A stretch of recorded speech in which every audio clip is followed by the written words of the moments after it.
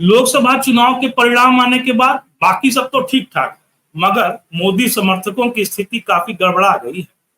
अयोध्या में बीजेपी की हारी, मानो मोदी भक्तों पर पहाड़ ही टूट पड़ा। हालांकि बीजेपी की हालत यूपी में हाफ, अयोध्या से साफ और काशी में जीत की मार्जिन हाफ के भी हाफ ने मोदी भक्तों की मानसिक स्थिति को हिलाकर रख दिया है। परिणाम से बिलबिलाए मोदी भक्त फिलहाल अपने पुराने चिर परिचित तरीके, उसी घटिया भाषा और धमकी भरे अंदाज में उत्तर प्रदेश के हिंदुओं और अयोध्या के लोगों को जमकर कोस रहे हैं। कोई अयोध्या ना जाने की बात कह रहा है, तो कोई जाने पर वहां किसी भी प्रकार की खरीदारी और रुकने की मनाही जता रहा है।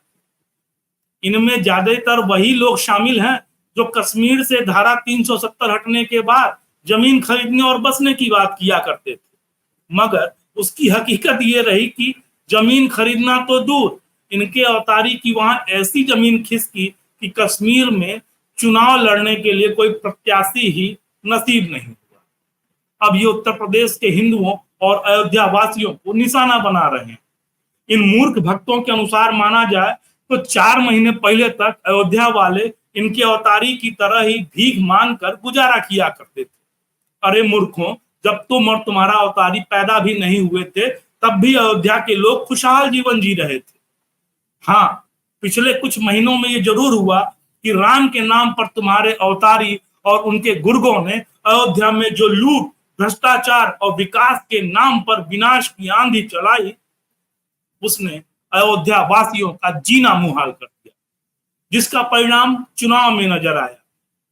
ये मूर्ख मोदी भक्त भूल गए कि 1992 में अयोध्या आंदोलन के दौरान इन्हीं अयोध्या वासियों ने सभी कार सेवकों का खुले दिल से स्वागत किया था, रहने खाने का इंतजाम किया था। इस बात को तुम और तुम्हारा अवतारी भूल गए। वैसे इसे भूलना नहीं, कृतज्ञता कहा जाता है। देश में बचे इन थोड़े बहुत मोदी भक्तों के अनुसार देश में सिर्फ वही हिंदू हैं जो इनके अवतारी को वोट दे और सिर्फ उसके ही कहे के अनुसार चले। उस तथाकथित अवतारी, उस विनाशी ने जब अयोध्या और काशी में विकास के नाम पर सैकड़ों मंदिरों, शिवलिंगों, विग्रहों का नाश रोहिंग्या मुसलमानों से करवाया, हिंदुओं के हजारों घरों को तोड़कर उन्हें बेघर कर दिया, तब इन तथाकथित हिंदुओं का हिंदुत्व मर गया था। उस पर इनकी बोली नहीं निकली थी। मगर जब आज वोट का चोट पड़ा तो मूर्ख मोदी भक्त बिलबिला उठे। इनका हिंदुत्व जाग गया। एक बात और, उत्तर प्रदेश और अयोध्या के चुनाव परिणाम के बाद किसी विद्वान का यह कथन बरबस ही याद आ गया कि मूर्खों की ना दोस्ती भली ना दुश्मनी। फिलहाल मोदी भक्तों की स्थिति और उनकी प्रतिक्रिया देखकर उस विद्वान का कथन सही लगता है। अब ऐसे मूर्खों के साथ भविष्य में कभी जुड़ने की सोचना भी मूर्खता ही सिद्ध, गुनाह होगा।